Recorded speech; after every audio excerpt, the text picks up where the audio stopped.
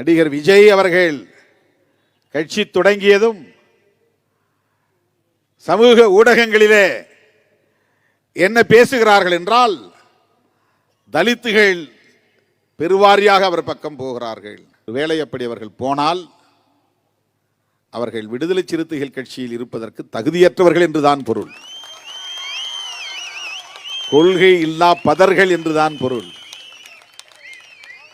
கொள்கை புரிதல் இல்லாத பதர்கள் என்றுதான் பொருள். பதர்கள் போகிறது என்பதற்காக எந்த விவசாயியாவது கவலைப்படுவானா? விடுதலை சிறுத்தைகள் கட்சியை விட்டு வெளியே போகிற ஒருவன் கொள்கை ரீதியாக திருமாவளவனை விமர்சிக்கிற வலிமை உள்ளவனாக ஒருபோதும் இருக்க மாட்டான். வாய்ப்பில்லை.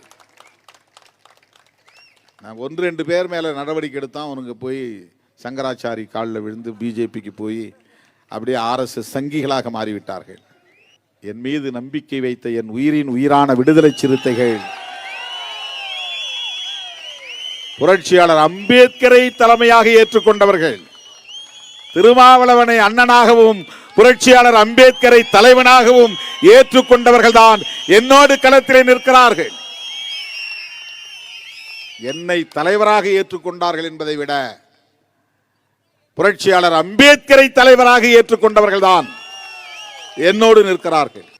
புரட்சியாளர் அம்பேத்கரின் கொள்கைகளை அதிகாரம் இருந்தாலும் இல்லாவிட்டாலும் பேசக்கூடிய வலிமை உள்ளவர்கள் விடுதலை சிறுத்தைகள் மட்டும்தான்.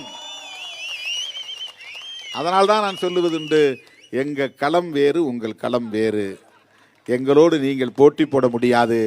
ஏனென்றால் நான் உங்களுக்கு போட்டியாக இல்லை, போட்டிக்கு நான் வந்ததும் இல்லை. உங்களோடு நாங்கள் போட்டிக்கு வந்ததே இல்லையே. உங்களால் எங்களோட போட்டி போடவும் முடியாது.